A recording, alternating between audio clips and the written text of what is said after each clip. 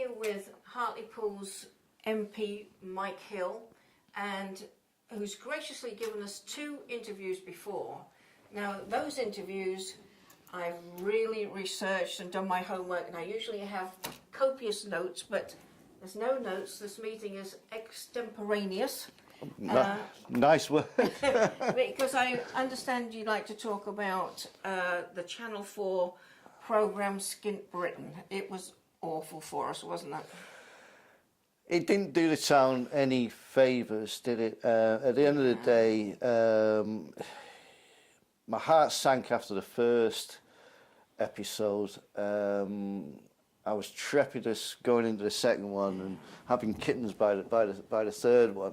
I was angry. I really was angry, Pam, at the way in which the film came out. And you know, but they portrayed us in such a dreadful light, and when we've got such good people, and the town is, you know, there's so many nice areas, and they deliberately showed everything that was absolutely totally derogatory. Yeah, the wrong areas. It really was. You couldn't entirely call it poverty porn, which is a label that's been attached to other such programmes, such as Benefit Street over in Stockton. But it was borderline. It was borderline, and I only say borderline simply because of the people who were in it. And I know that, I mean, there's massive questions about the integrity of the film company in terms of how they went about their business. For goodness sake, they were filming people shoplifting.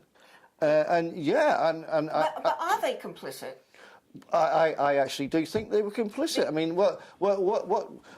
what's more or less complicit than actually going into a boarded up house and filming people ripping copper off the walls? I mean, can you not pursue that? Well, that's not my territory. I have pursued it with Cleveland Police. I've urged Cleveland Police to get on and investigate, and they are investigating those elements because number one, crimes were clearly filmed. And Channel 4 had a relationship with that crime, quite clearly. Number two, they were showing weapons on the streets of Hartlepool, and in particular a gun. Yeah.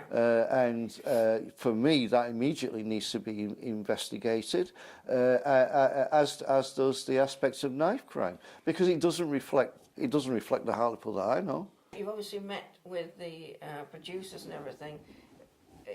This isn't going to happen again, is it? I haven't met with the producers since the programme. I met them quite often during the filming of the programme when they were here in Hartlepool, and I was interviewed alongside a lot of other people. And my interview was never used in the film. I'm probably not surprised at that, because actually, when they asked me permission to use the interview as part of the programme, I remember distinctly saying to them, yes, of course, as long as it's not poverty porn. Ah, okay. It's a great irony, isn't it? I mean, whether or not they left that out, left me out because of that comment, but I certainly remember saying that. I said that right outside my office, because what I was worried about was another Benefit Street, another negative portrayal of not only Hartlepool but the area of the Tees Valley. I didn't want my town being shown to be some kind of backwater that it isn't. Yeah. It's a wonderful place, as you know. You've done films yourself. Wonderful Hartlepool, is it called?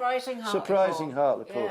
Yeah, over 60,000 views on that one. Well, the town itself, beautiful Hartlepool. yeah, and Hartlepool Council and others have got the Love Hartlepool initiative up and running, which as MP, I mean, I support any and every initiative that's out there that shows our town in a good light. One of my favourite places in Hartlepool is the Youth Battery. It always has been.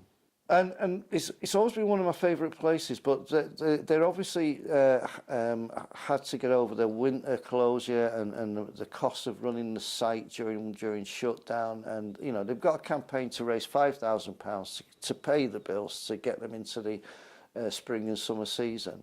And to be fair, everybody's rallied behind them because it's one of the best places in Hartlepool to visit. Yeah. But I've been there loads and loads of times, and I've met people from America, from all shores, who come to Hartlepool time and again, and that museum is on their agenda. They simply love going there, and that's the spirit of Hartlepool for me. People coming together. I think the message is, come to Hartlepool. Oh, come to Hartlepool and come and spend some money in Hartlepool and come and spend some time in Hartlepool. You'll absolutely love it. Thank you, Mike. All right, no worries. Oh, hold on, one thing. After the elephant in the room, would you come back later on once we get next week and everything out the way and talk about the B word? Oh, Brexit. Of course, I'll be happy to come any time. And all the viewers are saying, no, let's get the votes out of the way. If they, because right now it's just way too complicated because we've got next week coming up and that's probably change everything again. Be a pleasure to sit down with you and explain exactly what the Brexit process has been from an MP's perspective. Yeah, and walk that tightrope. No problem. Thank you, Mike. Please like and follow Hartlepool TV on Facebook and YouTube.